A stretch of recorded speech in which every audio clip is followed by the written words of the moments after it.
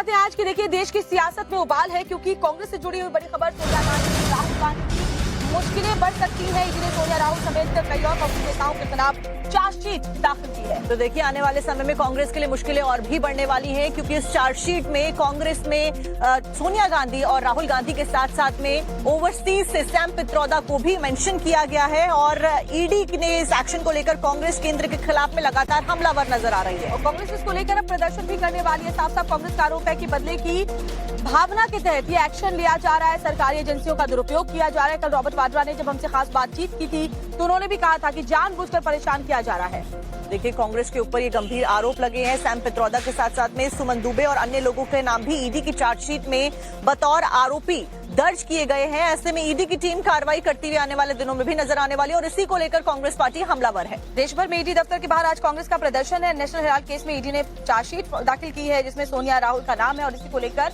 विरोध कर रही है कांग्रेस पार्टी।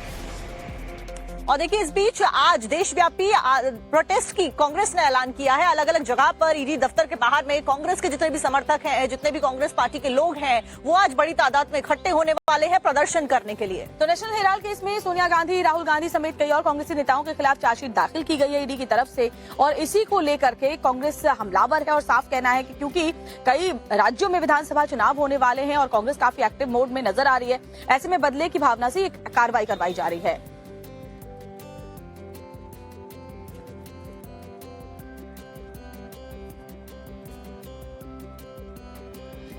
तो सोनिया और राहुल को ईडी की चार्जशीट में उनका नाम दाखिल किए जाने के बाद, आरोपी बनाए जाने के बाद विपक्ष आग बबूला है। आपको सुनवाते हैं कि क्या कुछ इंडी गठबंधन के द्वारा जो तमाम नेता हैं, लोग हैं, उनके द्वारा रिएक्शंस दिए जा रहे हैं। कांग्रेस पार्टी को नस्तानाबूद करने की मोदी जी की साजिश है। ईडी तो इडियट है, जो मर्जी उसको कराए जा सकते हैं, उसमें हमें कोई परवाह नहीं, कोई फर्क नहीं पड़ते। मोदी जी को और बीजेपी पार्टी को हम डरते नहीं, ईडी सीबीआई से हम डरने वाला नहीं हूँ। इस बात से ये जरूर तय हो जाता है कि भारतीय जनता पार्टी जब जब राजनीतिक रूप से कमजोर होती है तो विपक्ष के नेताओं को अपने पपेट ईडी के माध्यम से हैरेस करने की कोशिश करती है। अब ये भारतीय जनता पार्टी की जो टेक्निक है पुरानी हो गई है। ये दिखा रहा है किस तरह से बदले की भावना से केंद्र की मोदी जी की सरकार काम कर रही है।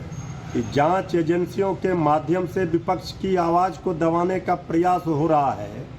उनको ये याद रखना चाहिए कि आदरणीय मोदी जी आप सब दिन सत्ता में नहीं रहेंगे। और अब आपको ग्राफिक्स के जरिए एक बार बताते हैं कि आखिरकार ये नेशनल हेराल्ड मामला जिसमें ईडी की चार्जशीट फाइल की गई है और इसमें सोनिया गांधी, राहुल गांधी का नाम मेंशन किया गया मुख्य तौर पर, वो आखिर है क्या। तो 1938 में यानी कि 1938 में नेहरू के द्वारा, जवाहरलाल नेहरू के द्वारा एक कंपनी शुरू की गई थी और नेशनल हेराल्ड एक न्यूज़पेपर का नाम है जिसका संचालन एजेएल यानी कि एसोसिएटेड जर्नल लिमिटेड के द्वारा किया जाता था। और इसको इस तरह से समझिए कि आजादी के बाद कांग्रेस का ये मुखपत्र बना था, यानी कि कांग्रेस की तरफ से जो तमाम बातें रखी जाती थी इसी मुखपत्र के जरिए रखी जाती थी। एजेएल इंग्लिश एडिशन का पब्लिकेशन किया करता था। और ऐसे में कांग्रेस से लोन मिलने के बाद, क्योंकि कांग्रेस के द्वारा लोन दिया गया था, कांग्रेस से लोन मिलने के बाद 2008 में ये बंद हो गया था। 2010 में YIL यानी कि यंग इंडिया लिमिटेड में एजेएल का अधिग्रहण कर लिया गया था। और इसको इससे भी समझिए कि जो यंग इंडियन में सोनिया और राहुल की 76% हिस्सेदारी है, यानी कि यंग इंडियन जिसने इसको अधिग्रहित किया उसमें 76% जो शेयर था वो सोनिया गांधी और राहुल गांधी का था। और देखिए आरोप ये भी है कि कांग्रेस ने एजेएल के 90 करोड़ लोन को YIL यानी कि यंग इंडियन लिमिटेड को ट्रांसफर कर दिया था।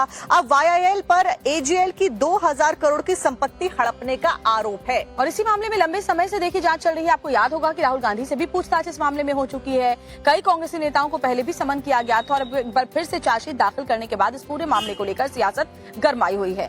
चलिए बढ़ते आगे, एक और बड़ी खबर आपको बताते हैं। रॉबर्ट वाड्रा से भी आज ईडी की पूछताछ होने वाली थी। कल भी पूछताछ के लिए बुलाया गया था। बात करते उन्होंने कहा कि ये जानबूझकर किया जा रहा है, फिर पूछताछ होगी। और देखिए रॉबर्ट वाड्रा ने ये भी कहा था कि जब जब वो पॉलिटिक्स में एंटर करने के लिए इच्छा जताते हैं तब तब उनके ऊपर ऐसे तरीके के एक्शन ले लिए जाते हैं। तो ये सब साजिश के तहत किया जा रहा है। और देखिए इसी को लेकर आज कांग्रेस पार्टी प्रदर्शन भी करने वाली है। पूरा गांधी परिवार आप देखिए किस तरह से अभी मुश्किलों में घिरा हुआ नजर आ रहा है। हरियाणा का जो लैंड डील मामला है उसको लेकर के रॉबर्ट वाड्रा पर ईडी का शिकंजा कसता हुआ नजर आ रहा है। इस बीच रॉबर्ट से हरियाणा के शिकोहपुर में जमीन सौदे को लेकर मनी लॉन्ड्रिंग के मामले में पूछताछ की जा रही है। पीएमएलए के तहत उनका बयान दर्ज किया जा रहा है। कल जब रॉबर्ट वाड्रा बयान दर्ज करवाने के बाद ईडी दफ्तर से निकले तो उन्होंने ईडी के एक्शन को राजनीतिक बदले की कार्रवाई बताया है।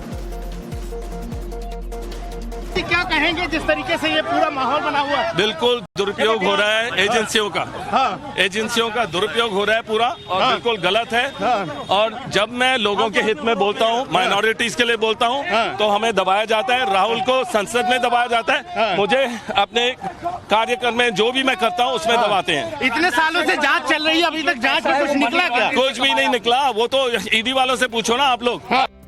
पार्टी को नस्तानाबूद करने की मोदी जी की साजिश है।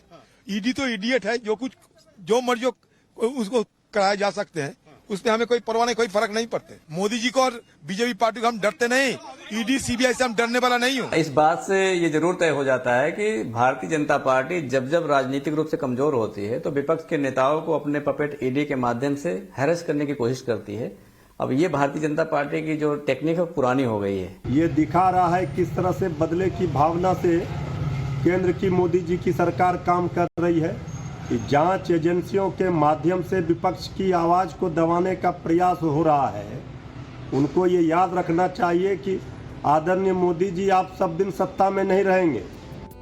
और अब आपको ग्राफिक्स के जरिए एक बार बताते हैं कि आखिरकार ये नेशनल हेराल्ड मामला जिसमें ईडी की चार्जशीट फाइल की गई है और इसमें सोनिया गांधी राहुल गांधी का नाम मेंशन किया गया मुख्य तौर पर, वो आखिर है क्या? तो 1938 में यानी कि 1938 में नेहरू के द्वारा, जवाहरलाल नेहरू के द्वारा एक कंपनी शुरू की गई थी और नेशनल हेराल्ड एक न्यूज़पेपर का नाम है जिसका संचालन एजेएल यानी कि एसोसिएटेड जर्नल लिमिटेड के द्वारा किया जाता था। और इसको इस तरह से समझिए कि आजादी के बाद कांग्रेस का ये मुखपत्र बना था, यानी कि कांग्रेस की तरफ से जो तमाम बातें रखी जाती थी इसी मुखपत्र के जरिए रखी जाती थी। एजेएल इंग्लिश एडिशन का पब्लिकेशन किया करता था। और ऐसे में कांग्रेस से लोन मिलने के बाद, क्योंकि कांग्रेस के द्वारा लोन दिया गया था, कांग्रेस से लोन मिलने के बाद 2008 में ये बंद हो गया था। 2010 में YIL यानी कि यंग इंडिया लिमिटेड में एजेएल का अधिग्रहण कर लिया गया था। और इसको इससे भी समझिए कि जो यंग इंडियन में सोनिया और राहुल की 76% हिस्सेदारी है, यानी कि यंग इंडियन जिसने इसको अधिग्रहित किया उसमें 76% जो शेयर था वो सोनिया गांधी और राहुल गांधी का था।